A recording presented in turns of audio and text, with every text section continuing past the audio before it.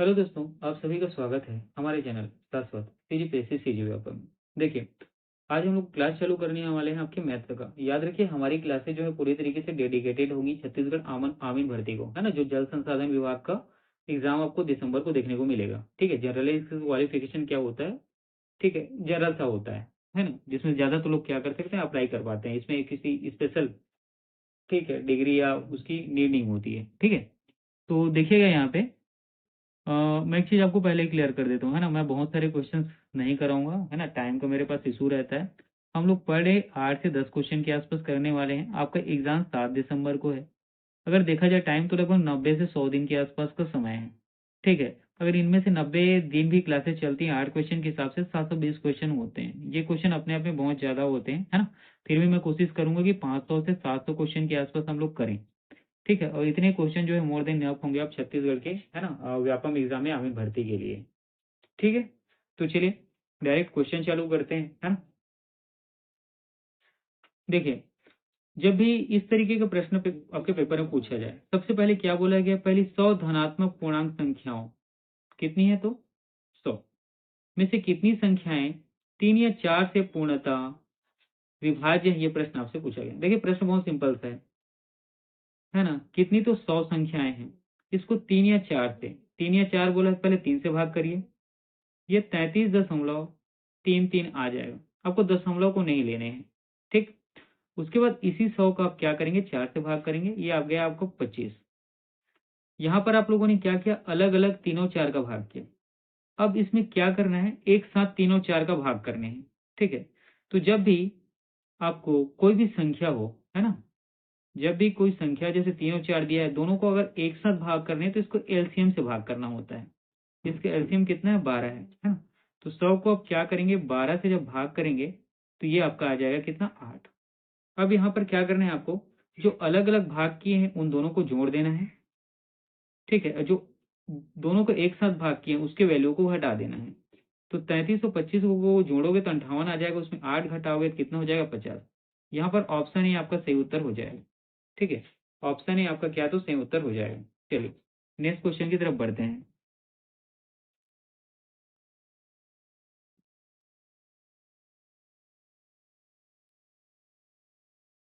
देखिए, जब किसी संख्या को बोला ना, एक भाजक से विभाजित करने पर जिससे आप भाग करते हो भाजक होता है, 16 शेष बचता है।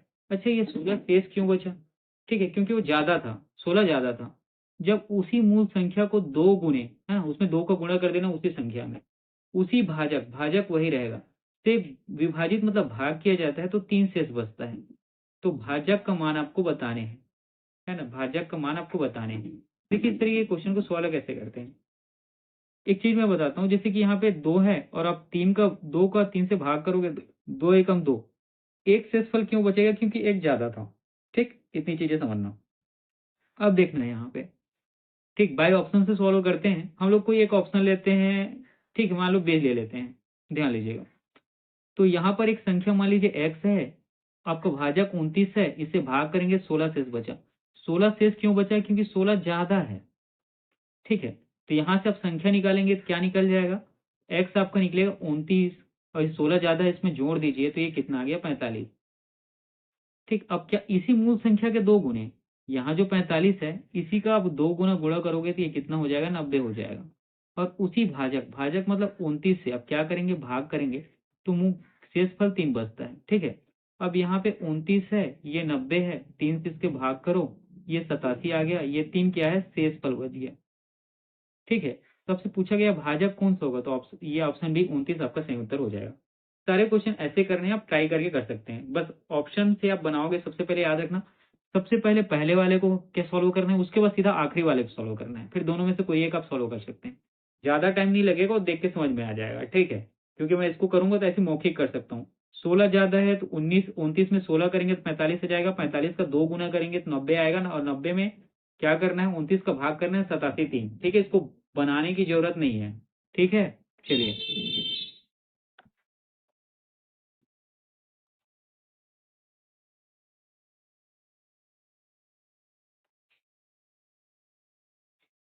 हाँ, और ठीक इसके पीछे वाला क्वेश्चन जो है ना, जो मैंने आपको बताया भाजक वाला, उसको बनाते मत रहना, ठीक, एक्स वाई लेके, वो बहुत पेचीदा हो जाएगा। उसको तुरंत तुरंत वैसे ही करने हैं, ठीक है। थोड़ा सा गणित में थोड़ा सा प्रैक्टिस करोगे तो उतनी, ठीक है, तेजी आप में आ जाएगी। अब देखिए अगला प्रश्न है, कौन सी संख्या 8 से भाग नहीं जाता, ये आपको बताने हैं, है ना। 8 से भाग नहीं जाता। देखिए 8 से भाग हो जाने का सिंपल सा रूल है, यहाँ पे जितनी भी संख्याएं उसकी आखिरी की 3 संख्याएं, मतलब 8, 4, 2, ये जो है क्या होनी चाहिए, 8 से भाग जानी चाहिए। ठीक है, ये जितना भी संख्या दिया है उसका कोई मतलब नहीं है, उसकी आखिरी 3 संख्या में जाना और 8 से भाग करना। जो 8 से भाग चला गया है आखिरी की 3 संख्या, वो 8 से भाग होगा, और जो नहीं गया वो 8 से भाग नहीं होगा। देखिए अब इतने सारे ऑप्शन है, इसमें से बस ये 3 संख्या हमें यहाँ देखने हैं, बाकी सब कट कर देना। ये 3 संख्या देखने हैं, ये 3 संख्या देखने हैं, और ये आखिरी के 3 संख्या देखने हैं। अब इन दिए गए संख्याओं में 3 3 संख्या को क्या तो 8 से भाग करने हैं, है ना। अब ये कितना है, 8 से भाग करो तो 8 या 72 हो गया, 7 8 या 72, 8 से भाग चला जाएगा। ये 8 से इसको भाग करो, 8 है कम, और 8 चौक 32, 8 से ये चला जाएगा। अब 8 से इसको भाग करने है ना, 8 पंचे 40 और 12, 8 एकम 4 से बच गया, ये नहीं गया। ठीक है, तो यहाँ पर आपका जो उत्तर होगा ऑप्शन सी आपका सही उत्तर हो जाएगा, है ना। यहाँ पर क्या तो ऑप्शन सी आपका क्या तो सही उत्तर हो जाएगा। ठीक है, इतनी चीजें क्लियर हुई। चलिए आगे बढ़ते हैं। और इसको ऐसे ही करना है, ठीक, ऐसे नहीं मतलब रेंडमली सबको अलग अलग भाग करके मत जाना, ठीक, नहीं तो फिर पेपर निकल जाएगा, क्वेश्चन सॉल्व नहीं होने वाला।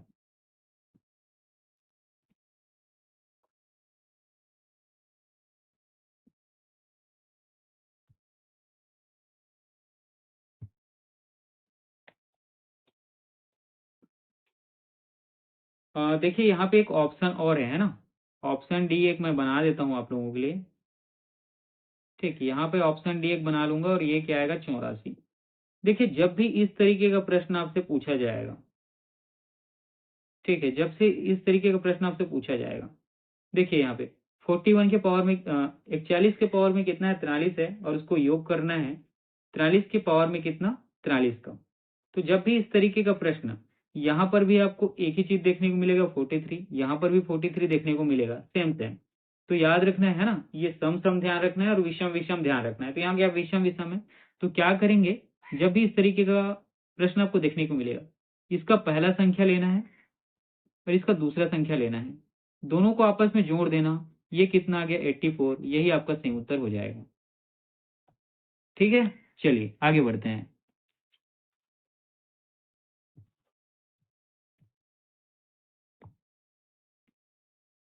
ये तो हो गया है ना चौथा क्वेश्चन। अब यहाँ पे आपका है पांचवा क्वेश्चन। ठीक, पांचवा क्वेश्चन को कंसीडर करते हैं हम लोग।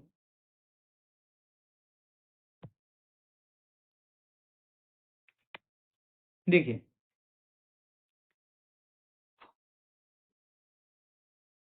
निम्न में से कौन सी संख्या 9 से और 11 से पूर्णतः विभाज्य है, ये आपको बताने हैं। ठीक है, जब भी इस तरीके का प्रश्न आएगा, ठीक, अब 9 से भाग होने का नियम क्या है और 11 से क्या है ये देखना। तो 9 से भाग हो रहा है कि नहीं, डायरेक्ट इन सब में क्या देखना है आपको, सभी संख्या को जोड़ना है और वो 9 से भाग हो रहा है कि नहीं ये चेक करना है। ठीक, या ऐसा कर सकते हैं, है ना। देखिए मैं एक में करके बताता हूँ। ये 7 2 9, ठीक, 7 2 9 और 8 1 9।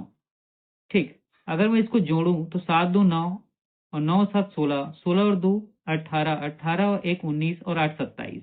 यहाँ पे जो 27 आ रहा है ये कि 9 से भाग होता है, तो वहां हो जाता है 9 या 27। ठीक है, या इस तरीके से करें, जैसा यहाँ पे जोड़ने के बाद, या 7 और 2 9 इसको काट दें, 7 और 2 9 इसको काट दें, 1 और 8 9 इसको काट दें, तो ये क्या 9 से भाग चला जाएगा।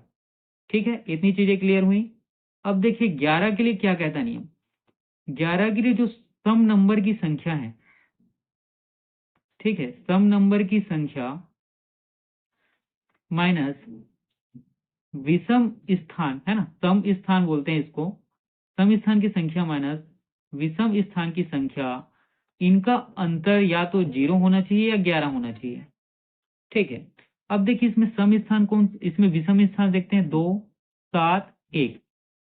ठीक है, 2 और 7 9 और 1 10, है ना। चलिए मैं इसी के हिसाब से कर देता हूँ विषम में।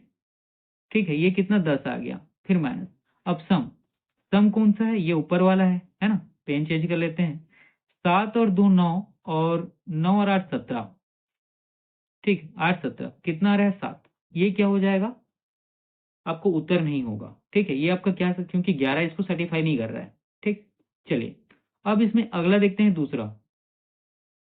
ठीक उसी तरीके से करना है। ये विषम वाला है 1 और 0 1 और 8 1 9। ठीक, ये 11 के लिए हो गया विषम, और 0 और 1 9 ये सम के लिए हो गया, और दोनों का वैल्यू क्या होता है, या तो 0 आना चाहिए, 11 0 आ रहा है। ठीक, ये एक हो गया। अब इसके बाद एक चीज मैंने और क्या बताया आपको, इनको जोड़ना है।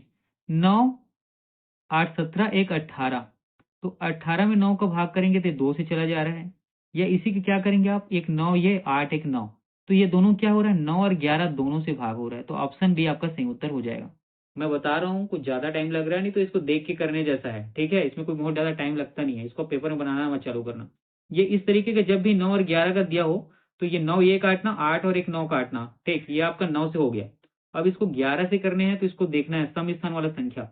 ये 1 और 0 1 हो गया, और 8 1 9। ठीक, ये 9 हो गया, तो 9 से क्या हो जाएगा, 9 कट जाएगा।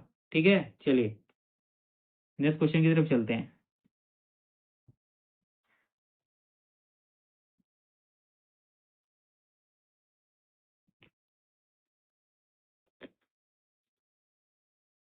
ठीक, ये आपका अगला प्रश्न है।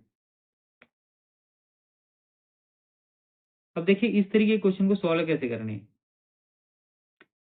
300 और 700 के बीच कितनी संख्याएं 7 से भाग जाएंगी, ये आपको बताना है। ठीक, तो सबसे पहले क्या करना है, कितनी संख्याएं हैं, 300 से 7 1000 है ना, 300 से 1000। सबसे पहले क्या करेंगे आप लोग, ये 300 में 700 का 7 का भाग करें। ठीक है, 300 में 7 का भाग करेंगे, 7 चौक 28 आ जाएगा, 2 शेष बचेगा, 0 आ जाएगा, और 7 दूनी 14। ठीक, फिर 6 आएगा, 6 के बाद फिर दशमलव आएगा, दशमलव नहीं लेने हैं। फिर इसी 1000 में आपको क्या करने हैं, 7 का भाग करने हैं। तो 7 एकम 7 आ गया। ठीक है, 3 आ गया शेषफल, और 0, तीनों 0 को लेंगे तो कितना 30, और 7 चौक 28, और 2 बच जाएगा, 2 0 को लेंगे, 7 दूनी 14। ठीक है, अब देखिए 300 में कितनी संख्याएं जो 7 से भाजित होंगी, भाग चली जाएंगी 42। उसी प्रकार 1000 में कितनी संख्याएं जो 7 से भाग चली जाएंगी, 142। इन दोनों का डिफरेंस ले लेना, कितना आएगा 100, यही आपका उत्तर है। तो ऑप्शन डी आपका सही उत्तर हो जाएगा।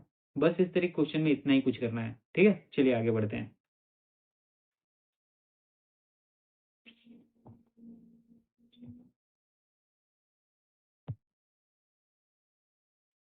देखिए आपका अगला प्रश्न, जब भी ऐसा प्रश्न आए सबसे पहले ध्यान देना, बोला क्या गया है 171 से 172 173 इनको गुणा किया गया है, को 17 से विभाजित करने पर प्राप्त शेष फल आपको बताने हैं। क्या बताने हैं, शेष फल। बहुत ही सिंपल सा है।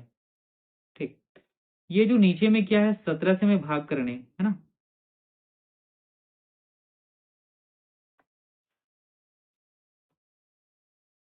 हाँ, ओके,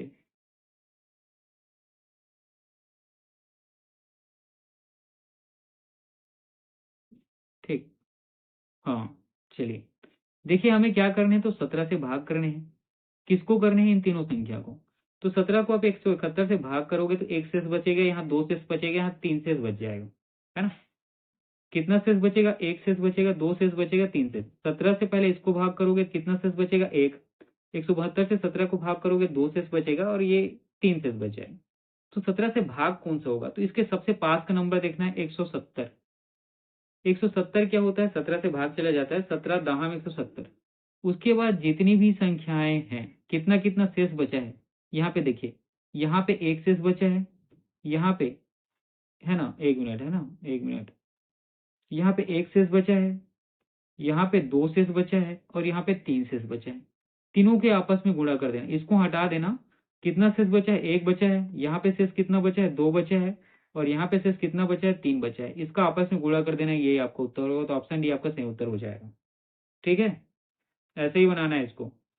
चलिए अब इसको ऐसे मत करते रहना ना, 170 प्लस 1 हो गया, फिर 170 प्लस 2 हो गया। ठीक, ऐसे करोगे तो ये बहुत ज्यादा टाइम टेकन हो जाएगा।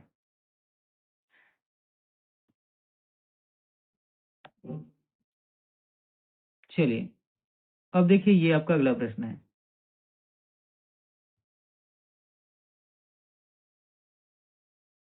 देखिए ये है ना, ऐसा क्वेश्चन आपके पेपर में पूछा जाता है ना, बहुत बार देखा गया है। तो जब भी इस तरीके का प्रश्न आपसे पूछा जाए कि 9 के घात में 300 है, इसको 20 से भाग करना है तो शेषफल कितना बचेगा। तो इसको करना कैसे, देखिए सबसे पहले भाग किससे करने हैं, 20 से करने हैं। ऊपर कितना है, 19 है, 19 के घात में कितना है, 300 है। तो 19 तो 20 से भाग होगा नहीं, ठीक है। तो इसको क्या करेंगे, नीचे 20 है ना, तो ऊपर को भी 20 बना लेने हैं। अब ये 20 बनेगा कैसे, देखिए ये 20 हो गया, ये 19 के घात में 300 है। अब अगर इसमें एक हम लोग जोड़ दें और उसके घात में 300 लेंगे तो ये क्या हो जाएगा, 20 बन जाएगा। क्योंकि ठीक है, अपने आप किसी भी चीज में है ना, गणित का एक नियम होता है कि अपने आप कुछ भी नहीं कर सकते, हालांकि करने के लिए सब चीज हम लोग ही करते हैं, ठीक है। तो यहाँ 19 का 300 में एक जोड़े तो ये अपने आप में 20 बन गया, 20 बन जाएगा, दोनों कट जाएगा। अब 20 जोड़े हैं, ठीक है, तो 20 हमें इसमें घटाना भी पड़ेगा। मैंने क्या बताया, आप गणित के एक नियम के है ना, एक नियम के साथ ही गणित पे आप क्या कर सकते हैं, चीजों को इस्तेमाल कर सकते हैं। अब ये क्यों 20 जोड़े हैं और 20 घटाए क्यों, ये याद रखना। आप किसी को 1 रुपया दोगे और 1 रुपया उससे वापस ले लिए, ठीक है, तो ये क्या हो गया, जीरो। इसी कारण इसका यहाँ पे कोई फर्क इस क्वेश्चन में नहीं पड़ता है, ठीक है। इसी कारण इसका कोई क्वेश्चन में फर्क नहीं पड़ता है, जिससे आपका उत्तर जो है चेंज नहीं होता, ठीक। तो ये तो अब बन गया 20, ऊपर का क्या बन जाएगा, 20 बन जाएगा, है ना। ऊपर का क्या बन गया, 20 की घात 300 ले लो और 1 की घात 300, ठीक है। तो ये तो कट जाएगा, बचेगा कौन, एक, एक की घात में कितना है, कुछ भी, उससे कोई फर्क नहीं पड़ता। तो आपको उत्तर क्या हो जाएगा, ऑप्शन बी, यही आपका सही उत्तर है, ठीक है। चलिए, और ऐसे ही क्वेश्चन को सॉल्व करना है इसको। अब देखिए ये आपका अगला प्रश्न है, यहां से 7 अंकों की संख्या, मतलब ये जो टोटल है ना, ये टोटल 7 अंक हैं, इसको क्या करना है, 11 से भाग देने हैं। तो x और y, यहाँ पे ध्यान देना, ये x है, ये y है, कि इनका हमें क्या करना है, योग का कोई एक मान क्या होगा, मतलब उन दोनों को जोड़ना है, जो उत्तर आएगा वही आपको बताने हैं, ठीक। चलिए देखिए यहाँ पे कि करते कैसे हैं क्वेश्चन को। सबसे पहले तो लिख लीजिए 5 0 4 x 5 y 3, और इसको अब हमें क्या करना है, 11 से भाग करना है। मैंने थोड़ी देर पहले आपको 11 से भाग करने का नियम बताया था। सम स्थान वाली संख्या और विषम स्थान वाली संख्या, इनको घटाने पर आपको 0 या 11 मिलने चाहिए। तो देखिए सबसे पहले तो यहाँ पे विषम का लेते हैं, 5 4 9, 9 5 14 और 14 और 3 17, ये आ गया, ठीक। अब इसके बाद सम वाले लेते हैं, तो सम वाले में देखिए 0 धन x धन y, ठीक है। तो ये कितना आ गया, 0 धन x धन y। अब इसको हमें क्या, या तो 0 बनाने हैं या तो 11 बनाने हैं। तो ये 17 हो जाएगा, माइनस 0 को हटा दें तो एक्स वाई को क्या करेंगे कि ये 0 आए या 17 आए। तो यहाँ पर आपके ऑप्शन में ये 17 दिया है, तो ये कितना हो जाएगा, 0 आ गया, यही आपका उत्तर है, ठीक है। या तो 11 लाने के लिए क्या यहाँ पे 6 आना चाहिए था, तो 6 तो ऑप्शन में है ही नहीं, ठीक है। तो आज का क्लास यहीं तक है, ऐसे ही आप पढ़ते रहेंगे, ठीक है। कुछ चीज़ों को ज़्यादा कॉम्प्लिकेटेड नहीं करना है, मैं डेली क्लास लाऊंगा। हम लोग डेली 8 से 10 क्वेश्चन ही करेंगे और बहुत ज़्यादा नहीं पढ़ने वाले हैं, ठीक है। और 500 से 700 क्वेश्चन के आसपास करेंगे, इतना आपके छत्तीसगढ़ व्यापम के एग्जाम के पेपर के लिए पर्याप्त रहेगा, ठीक है। चलिए पढ़ते रहिए।